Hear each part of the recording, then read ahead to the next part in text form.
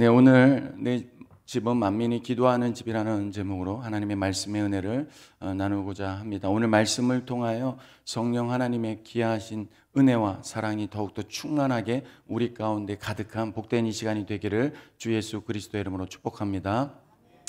오늘날 많은 사람들은 참 외모를 많이 아름답게 꾸미려고 합니다. 외모를 가꾸며 능력만 되면 얼굴을 고치고 이렇게 하기도 하죠. 능력만 되면 그건 나쁜 일이 저는 아니라고 생각합니다.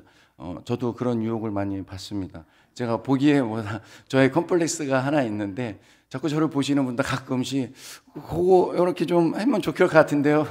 그래서 가끔 제가 혹해서 아내한테 여보 한번 할까? 그랬다가도 목사가 앞에서 그러면 좀 그렇지 않아? 그러다가 그래 맞아 기도해 보니까 하나님이 그냥 네 얼굴이 족하다 그래서 그냥 안 하고 살고 있습니다. 그런데 외모 좀 하면 능력되고 좀 이렇게 해서 더 좋아지고 이뻐질 수 있다면 저는 그게 나쁜 일이 아니라고 생각합니다. 그러나 아무리 외모를 아름답게 바꾼다 해도 우리의 내면이 아름답지 않다면 그거는 좀 문제가 될 것 같습니다.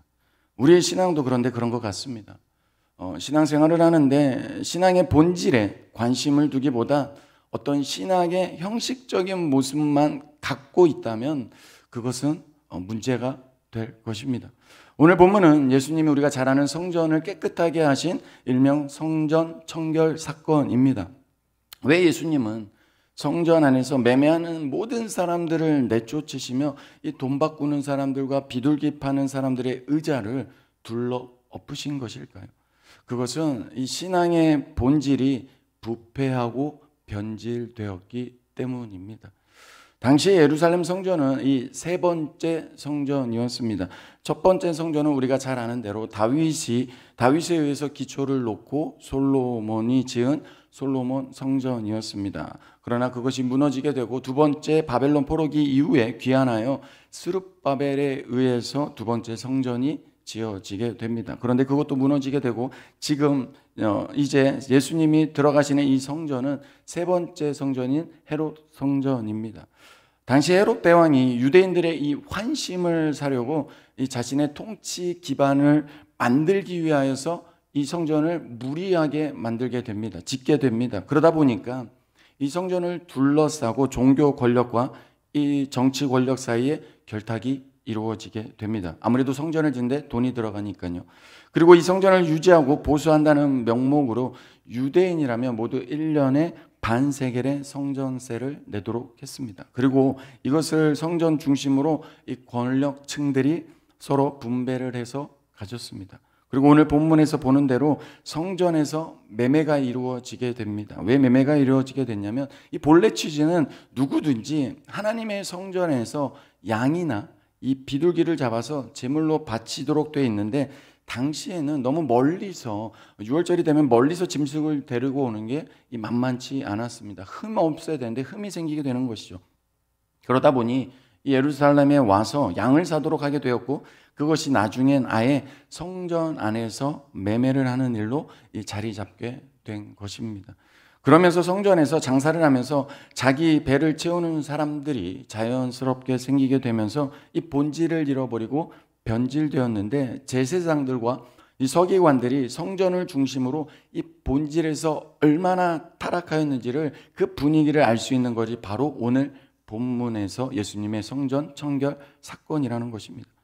여러분 신앙의 본질을 잃어버리고 이렇게 신앙의 형식적인 모습만 남게 되면 반드시 본질은 변질되어 부패하게 되어 있습니다. 그리고 그때 나타나는 증상이 무엇입니까?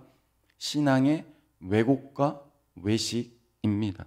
다시 말해 신앙에 있어서 왜곡과 외식이라는 것이 무엇입니까? 우리 안에 이런 겁니다. 하나님을 예배하는데 하나님 앞에 무엇을 했다. 내가 무엇을 했습니다. 하나님. 이런 정당성만 있지 내가 정말 하나님 앞에 지금 왜 예배를 드리고 있는지 어떻게 어떤 마음으로 드려야 하는지를 잃어버리고 놓쳐버리게 된다라는 것입니다.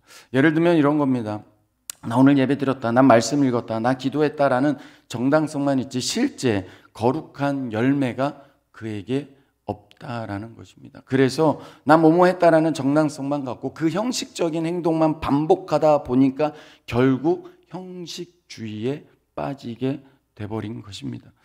사랑하는 성도 여러분, 하나님께 택함받아 거듭난 성도는 그 마음의 동기가 다릅니다. 하나님을 예배하는 동기가 다릅니다. 예배를 드리는 데 있어서, 헌신하고 봉사하는 데 있어서 무엇을 하든 그 동기가 무엇입니까? 우리의 마음을 감찰하시는 하나님을 기쁘시게 하기 위하여서 해야 된다라는 것입니다. 왜 그렇습니까? 처음부터 우리는 하나님을 예배 드릴 수 없는 존재였습니다. 하나님이 처음부터 전적인 하나님의 능력과 그 권세로 우리를 창세전에 부르시고 택하셔서 하나님의 은혜로 거듭나지 않으면, 구원받지 않으면 우리를 하나님 앞에 예배드릴 수 없는 존재였습니다. 그러나 하나님의 놀라우신 그 사랑과 은혜가 십자가의 공로에 의해서, 십자가의 그 보혈의 능력이 우리 안에 머리부터 발끝까지 흐르다 보니까 어찌 됩니까? 하나님을 예배하지 않으면 안 되는, 정말로 하나님을 예배하는 게 나의 본분이구나, 하나님이 나를 구원하신 이유가 하나님을 영원토록 영화롭게 하고 그 이름을 영화롭게 하고 그 이름을 위하여 즐거워하는 삶, 하나님을 한마디로 예배하는 삶을 살도록, 아무도 이 땅에서 예배하지 않을지라도 나만 하나님 앞에 예배드리는 것이 기쁨이기에, 하나님의 기쁨이기에 그렇게 하나님 앞에 예배드린다라는 것입니다. 그 마음의 동기가 무엇을 했다가 아니라 이미 사랑받은 존재이기에 하나님을 예배한다라는 것이죠. 그런데 그 마음의 동기가 하나님을 기쁘시게 하기보다 어느 순간 뭐뭐를 했다라는 정당성을 가지고 이만큼 헌신하고 예배드렸으니 난 아무 문제가 없다, 아니면 내가 이렇게 했으니 하나님이 이것을 줄 것이다, 내 이 행동을 보고 하나님이 나를 더 축복할 것이다, 이런 정당성만 가지고 성전 안에서 매매를 하며 강도의 소굴로 만들고 있음에도 이 바리새인과 서기관들은 모르고 있다라는 것입니다. 그러기에 예수님이 매매하는 모든 사람들을 어찌하십니까? 내쫓으시며 돈 바꾸는 사람과 이 비둘기 파는 사람들의 의자를 둘러 엎으신 것입니다. 12절 말씀입니다. 예수께서 성전에 들어가사 성전 안에서 매매하는 모든 사람들을 내쫓으시며 돈 바꾸는 사람들의 상과 비둘기 파는 사람들의 의자를 둘러 엎으시고. 사랑하는 성도 여러분, 우리가 많이 들어봤지만 예수님의 공생의 사역 가운데 이렇게까지 화를 내신 적이 없습니다. 어디에 성경에서도 쉽게 찾아볼 수 없습니다. 그만큼 무엇입니까? 거룩한 성전의 주체이자 성전의 주이신 예수님께서 본질을 잃어버리고 형식만 있는 외식을 정말로 싫어하시기에 지금 예수님께서, 하나님의 아들이신 예수님께서 거룩한 분노를 보이시고 계신 것입니다. 다르게 표현하면 그만큼 예수님께서 하나님의 성전을, 하나님의 예배를 얼마나 사랑하는지를 알 수 있는 모습이기도 합니다. 그만큼 하나님의 성전이 타락한 모습을 지켜볼 수 없기에 예수님이 본질을 잃어버리고 변질된 성전이 다시금 회복하기를 원하시는 마음으로 화를 내고 계시다라는 것입니다. 그래서 13절을 보시면 이렇게 말씀합니다. 우리 13절 다시 한번 같이 한 목소리로 읽도록 하겠습니다. 같이 읽습니다. 그들에게 이르시되 기록된 바 내 집은 기도하는 집이라 일컬음을 받으리라 하였거늘 만드는도다 하시니라. 아멘. 마가복음에서는 만민이 기도하는 집이라 라고 말씀합니다. 사랑하는 성도 여러분, 기도하는 집이란 무엇입니까? 기도하는 집이란 하나님의 임재, 주의 영광을 경험하는 곳입니다. 저와 여러분이 이 예배 가운데, 이 말씀 가운데 하나님의 임재가 가득하기를 주 예수 그리스도의 이름으로 축복합니다. 우리가 그래서 무엇을 사모하는 것입니까? 내가 뭘 하고 있습니다가 아닙니다. 우리는 하나님 앞에 섭니다. 이거를 절대적으로 잃어버리면 안 됩니다. 잊지 않으면 안 됩니다. 어느 순간이든 매 순간이건 하나님을 예배할 때 나는 지금 거룩하신 하나님 앞에 선다. 감히 설 수 없는 존재임에도 불구하고 예수 그리스도의 보혈, 그 핏값으로 나를 구원하신 그 보혈을 의지하며 담대히 내가 주 앞에 섭니다. 하나님의 임재를 경험하길 원합니다. 그래야 제가 삽니다. 그 믿음으로 하나님 앞에 예배드리고 있다는 것입니다. 기도하는 집이란 바로 그런 것이죠. 다시 말해 하나님을 만나는 감격이 있는 곳입니다. 하나님의 뜻을 깨달아 겸손하고 그래서 거룩한 주님 한 분만을 바라보는 곳을 기도하는 집이라 말할 수 있다는 것입니다. 그런데 그러한 성전에 예수님이 이렇게 분노를 내신 이유는 그 하나님은 종교적인 모습은 있는데 정말 임재해야 될 참된 주인이신 하나님은 그 어디에도 없고 장사하는 곳으로 바꿔버린 것입니다. 그래서 예수님이 이것을 가리켜 뭐라고 말씀하십니까? 강도의 소굴이라 표현하는 것입니다. 강도의 소굴이란 한마디로 하나님이 없다는 것입니다. 그보다 외식만, 하나님이 없다는 말은 무엇입니까? 외식만 있다라는 것이죠. 예수님이 진노하시는 이에 대한 제사장들과 그런데 이어서 이어지는 말씀을 보시면 이 서기관들의 반응이 보십시오. 15절을 보시면 대제사장들과 서기관들이 예수께서 하시는 이상한 일과 또 성전에서 소리질러 호산나 다윗의 자손이여 하는 어린이들을 보게 됩니다. 그런데 그들의 반응이 무엇입니까? 더욱 예수님을 향한 분노입니다. 대제사장들과 서기관들은 당시 많은 사람들로도 존경받는 너무나도 성경을 잘 아는 종교 지도자들이었습니다. 그런데 왜 이렇게 예수님은 그들에게 분노하였습니까? 이들에게 분노한 이유를 14절에서 말씀합니다. 14절 제가 읽어드리겠습니다. 맹인과 저는 자들이 성전에서 예수께 나아오며 고쳐주시니. 여러분 상상을 해보십시오. 앞을 보지 못하는 분들, 잘 걷지 못하는 사람이 하나님이 임재하시는 그 예배하는 성전에서 고침을 받는 것입니다. 하나님이 임재하시기에 하나님께 고침을 받는 것입니다.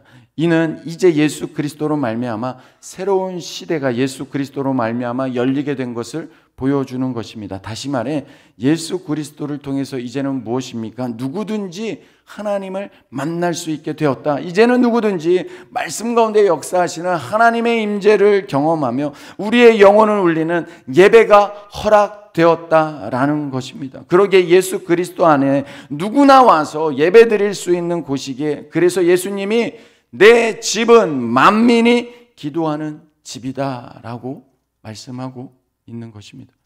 그런데 이들은 여전히 만민이 기도하는 집을 자기의 사리사욕을 채우는 강도의 소굴로 바꿔놓은 것입니다. 하나님을 섬기는 그 마음의 동기가 하나님을 위한 것이 아니라 자기의 탐심과 탐욕을 위한 것이 되었고 하나님보다 사람들에게 잘 보이기 위한 것이 되었습니다. 그러기에 사람들의 시선이 예수님께로 지금 집중되는 것이 싫었던 것입니다. 결국 이 사건으로 인해 대제사장들과 서기관들은 예수님을 죽이기로 결심하는 계기가 되기도 합니다. 사랑하는 성도 여러분, 믿음 생활, 우리가 신앙생활 하는데 여러분 한번 생각해 보십시오. 거룩한 열매가 없다고 생각해 보십시오. 하나님이 우리를 부르신 이유는 무엇입니까? 아까도 말씀드렸지만 이 예배는 누가 임재하는 예배입니까? 하나님이 임재하시는 것입니다. 찬양 중에, 기도 중에, 말씀 중에 성령 하나님은 반드시 역사하시는 줄 믿습니다. 성경이 그것을 약속하고 있기 때문입니다. 여러분 그거 생각해 보셨습니까? 제가 이번 여호수아 수련회 때 얘기했는데 왜 예배 중에 설교 시간이 제일 길까요? 근데 솔직하게 우리 한번 해볼까요? 설교 시간이 제일 긴데 우리를 졸리게 하는 시간. 우리 찬양 더 많이 하면 좋잖아요. 근데 설교 시간이 제일 깁니다. 왜 설교 시간이 제일 길까요? 부족한 사람이 말을 전하지만 무엇입니까? 성령 하나님은 언제나 대부분 말씀을 통해 역사하시기 때문입니다. 할렐루야. 제가 수요일날 데살로니가 교회 데살로니가 전서를 말씀을 전하는데 데살로니가 전서 그 백성 그분들이 그 교인들이 그 데살로니가 많은 환란이 있었습니다. 그럼에도 불구하고 그들을 바울이 칭찬하는데 어떻게 했냐면 그들은요 사도 바울이 말한 이 복음을 사람이 전하지만 사람의 말로 받지 않고 누구의 말로 받습니까? 하나님의 말로 받았기에 3주 동안의 짧은 시간이었지만 그들이 거듭남을 체험하고 예수 그리스도를 인격적으로 만나 구원받은 하나님의 백성으로서 많은 환난 속에서도 믿음의 역사와 사랑의 수고와 예수 그리스도에 대한 소망의 인내를 지키며 참된 믿음의 본을 보이는 그 모습 간에 세워지는 모습에 칭찬하며 첫 번째 편지를 쓴 것이 바로 데살로니가 전서라는 것입니다. 근데 그 일이 어떻게 일어났다고요? 말씀 가운데 역사하시는 성령의 임재, 성령의 능력으로 말미암아 그 일들이 일어나게 되었다라는 것입니다. 그러기에 이 예배를 통해 말씀 가운데 성령 하나님이 임재하시기를 사모하시는 저와 여러분이 되시기를 주 예수 그리스도의 이름으로 축복합니다. 하나님의 말씀이요 그냥 지식으로 들리면요 이 말씀은 절대 능력이 되지 않습니다. 오늘도 우리 조 목사가 하는 말씀 통해 이게 좋은 말씀이네. 이렇대 저렇대가 아니라요. 하나님의 이 말씀이 능력으로 제게 임하여 주옵소서. 나에게 들려서 하나님 제가 만민이 기도하는 집입니다. 제가 하나님의 성전입니다. 성령 하나님이 나에게 이 예배 가운데 임재하신 것처럼 나의 삶 가운데도 임재하여 주시옵소서. 그래 내 눈앞에 있는 자녀들의 어려움, 경제적인 어려움 속에서도 인간적인 지식과 감정이 먼저 앞서거나 옛 구습이 먼저 앞서는 것이 아니라 성령 안에서 하나님의 거룩한 열매가 삶 속에서도 증거되게 하여 주시옵소서. 그런 고백들이 우리 안에 자연스럽게 나와야 한다라는 것입니다. 그것이 바로 거룩한 열매라는 것이죠. 그런데 이 거룩한 열매가 없다고 생각해 보십시오. 뭐만 남겠습니까? 믿음 생활, 신앙 생활 하는데 외식만 남게 될 것입니다. 예수님이 산상수훈에서 말씀하셨습니다. 마태복음 7장 18절부터 20절까지 보면 이렇게 말씀합니다. 좋은 나무가 나쁜 열매를 맺을 수 없고 못된 나무가 아름다운 열매를 맺을 수 없느니라. 아름다운 열매를 맺지 아니하는 나무마다 찍어 불에 던져지느니라. 20절 우리 같이 한번 읽겠습니다. 시작. 이러므로 그들의 열매로 그들을 알리라. 사랑하는 성도 여러분, 오늘 본문은 성전 청결 사건입니다. 그런데 그 이후에 제가 22절까지 읽은 이유는 이어서 19절을 보시면 예수님이 무화과 나무가 열매를 맺지 못하고 잎사귀만 있는 것을 보시고 이제 영원토록 열매 맺지 못하리라라고 말씀합니다. 그리고 예수님 말씀하신 대로 그 무화과 나무가 잎사귀가 마릅니다. 이는 예수님께서 유대인의 외식을 책망하는 말씀입니다. 사랑하는 성도 여러분, 이는 오늘을 사는 우리 또한 마찬가지입니다. 우리 또한 신앙생활을 하는데 본질을 잃어버리고 형식만 붙드는 신앙생활을 하거나 하나님을 기쁘게 하기 위한 선한 동기가 아닌 사람들의 시선을 의식하는 예배와 섬김과 헌신이 된다면 이와 같이 열매 없는 외식만 남게 될 것입니다. 하나님 앞에 예배를 그렇게 드리고 말씀을 붙잡고 기도를 해도 뭔가 공허함이 계속 내 안에 있을 것입니다. 기도할 때뿐이고 나가면 힘을 잃어버린다게 될지 모른다라는 것입니다. 하지만 말씀 가운데 분명히 성령 하나님은 역사하시는 줄 믿습니다.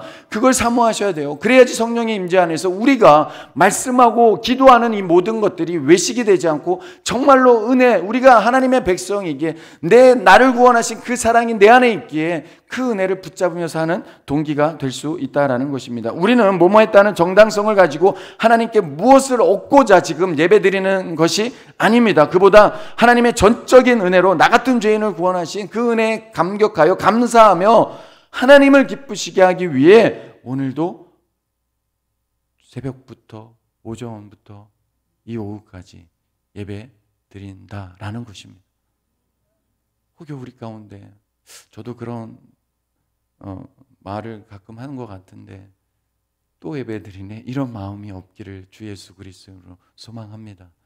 정말 예배는요 우리 어르신들 다 알지 않을까? 드리면 드릴수록 정말로 하나님의 임재를 경험하면 어떤 시간입니까?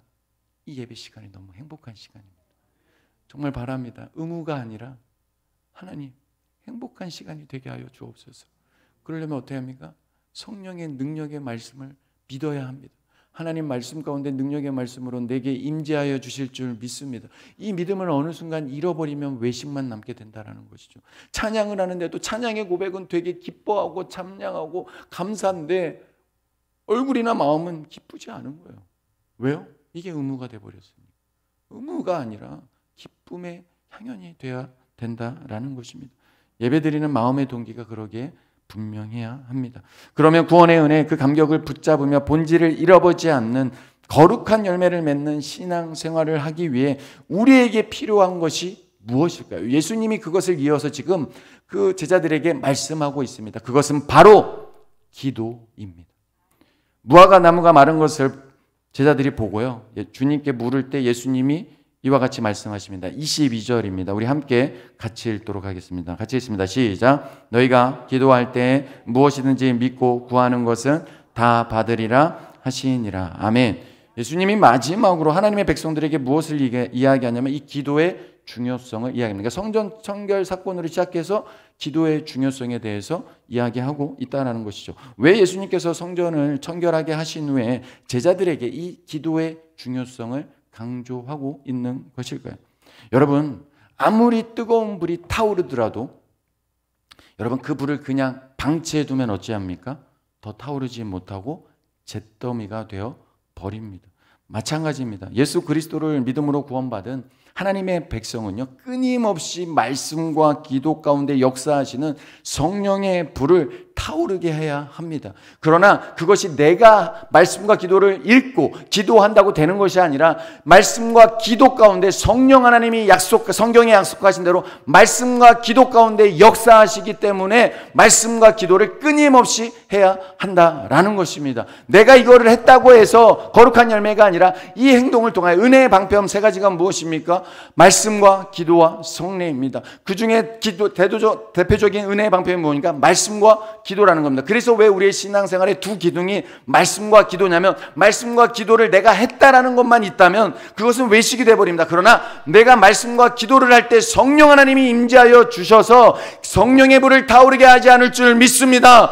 이 믿음으로 말씀 보고 기도할 때 성령이 우리 가운데 늘 충만한 성령 충만이 무엇입니까, 여러분? 그냥 뭐 어떤 기름 맞게 갑자기 막 뜨거워지는 겁니까? 뜨거운 것도 있죠. 그러나 어떠한 체험, 이런 체험이 아니라 성령이 충만하는 건요, 성령이 뭘 얘기합니까? 예수 그리스도, 우리의 죄를 위해 십자가에 죽으시고 우리를 의롭다하게 부활하신 주님의 모든 십자가의 전부가 이해되고 그 십자가만이 나의 전부입니다. 나의 공로는 없습니다. 십자가만을 내가 자랑하길 원합니다. 예수 그리스도의 흔적만 내 안에 가득하길 원합니다. 나는 예수 그리스도의 심장이로 살아가는 자입니다. 바울의 고백처럼 그렇게 성령 충만한 건 내가 죽고 예수만 충만하게 오직 예수로 가득한 그것이 바로 예수 그리스도의 성령 충만이라는 거예요.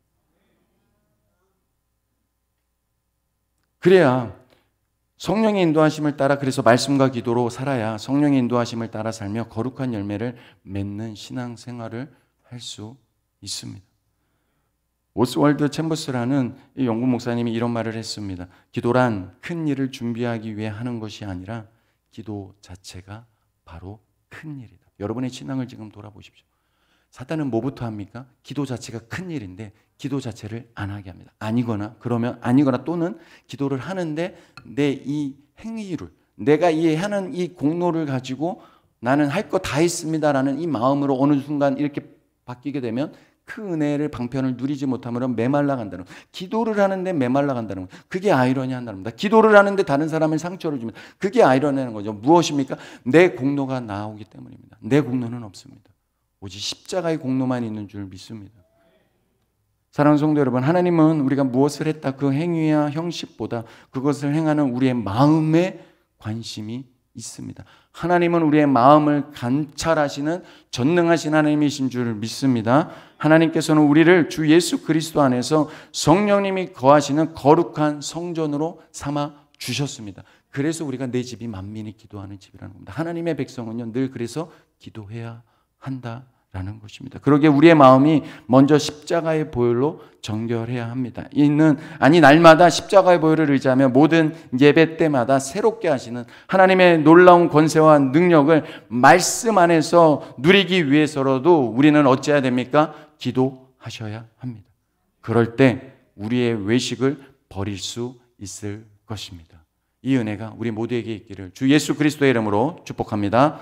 기도하겠습니다.